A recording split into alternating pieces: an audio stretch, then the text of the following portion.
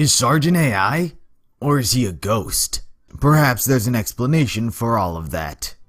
Welcome everyone to Red vs. Blue Debunked. This is where I take your questions that you have about Red vs. Blue and attempt to answer them in this video. So, as Red vs. Blue has gone through the years, there have been scenes and events that take place in the storyline that when you look back at, raise a lot of questions. It did so to me when I first began watching the series, and one of the scenes that I've always wondered about was when Sarge was shot. In Season 1, Episode 14, Roomier Than It Looks, at the end of the episode, Church takes over Sarge's body, only to be shot in the head. Where did my body go? Episode 15, How the Other Half Lives, follows the events afterwards. In this, Sarge is confronted by Ghost Church, basically telling him that he's dead. Am I dead? Are you dead? Well, yeah, that's how I ended up here. As the series went on and we learned that Church was an AI, I always look back at this scene wondering if Sarge was an AI as well. How else would he be able to talk to only Church and Sheila? But since Rooster Teeth currently has 14 seasons under their belt, there was bound to be things that they had to go back and fix. The events of Ghost Sarge were one of them. Though they may have never directly explained it in the show, they have explained it elsewhere. Also, I've talked about it in previous videos, I believe twice now. This current video makes it 3, and probably not the last. So let's talk about Dead World. What is it? Why is it a thing? And why haven't I heard of this? Well, the name Dead World is non-canonical. It's simply a term used by the creators. All in all, it's a recovery mode, but not a manual recovery. The manual recovery mode is known as Armor Lock. This is an automatic recovery mode forced upon by Sheila. So, if a soldier is incapable of activating it themselves, the automatic mode will kick in. This will lock the armor so the soldier can't move and they don't cause further harm to themselves. The reason Church believed that he was in the afterlife was because no one was there. The only people that arrived were people who quote-unquote died. Him, Sheila, and Sarge. The only people who are capable of being seen in Dead World are computer programs, and soldiers who are simultaneously in recovery mode as well. Church and Sheila are both AIs, so they can be in recovery mode and physical form. They were there to help Sarge, but all in all, Church was useless. Sheila helped in the recovery while Griff gave CPR. This is why Sarge didn't bleed out. His armor locked, keeping him in a moment of stasis.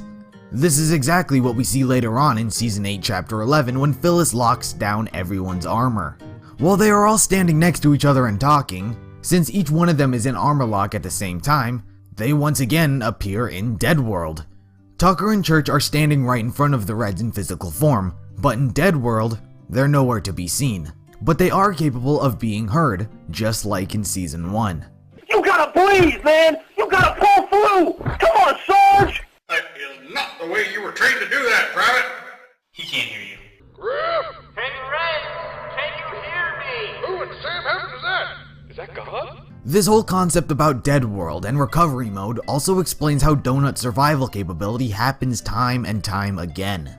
He's been blown up, shot, and dehydrated only for him to return again and again. This isn't blind luck that's keeping him alive.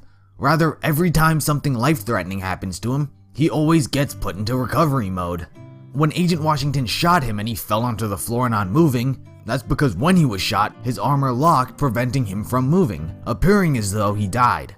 We've seen situations like this before. When a freelancer or simulation trooper is injured or incapacitated, their armor will enter recovery mode. The soldier is kept alive for a certain amount of time until their armor is extracted by a recovery agent or until the operator regains consciousness. After that, they shut down my recovery beacon. Oh, great! We thought the Meta was hurt, but apparently he's just busy killing more of your buddies. Pipe down! Recovery 1, come in. Level 0, come in. Go ahead, Command. Wash, we have a beacon. I'm getting it too. No! Alert. Incoming recovery beacon. Level 0. Immediate response necessary. I should have known he might end up there. What is it? It's a recovery beacon. It's him. It's Epsilon. The first time we actually hear the term is in Snooze Button, when the Reds and Blues' armor is put under armor lock by Phyllis. Your operator has been injured or incapacitated, and you are now in recovery mode. You will remain in this state until such time as you can be extracted by a recovery agent or your operator regains consciousness. Wait, you didn't send a recovery beacon, did you? This was also happening when Donut was shot. As previously before mentioned, Donut went into armor lock after being shot. But when the Reds and Blues were put into armor lock, Phyllis is commanded to release all units. Alright, let him out, Sheila! Affirmative. Ending recovery mode. Red units. This released Donut as well. While not seen, it did in fact happen. Luckily for him, his recovery mode had kept him alive long enough that when it was commanded to release everyone, Donut was healed enough that he didn't die.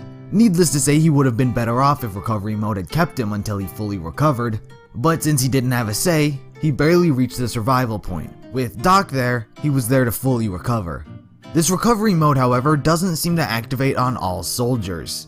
Every time a freelancer is shot and injured, it activates, as well as with the Reds and the Blues. However, on soldiers such as, say for example, Joannis, it doesn't seem to even try. It's a very random wildcard as far as survival capability within the series. But it is a very unexplored, unexplained portion that you should know about. With that said, that is going to do it for this episode of Red vs. Blue Debunked. If there are any questions that you have about the series, then make sure to let me know in the comments down below.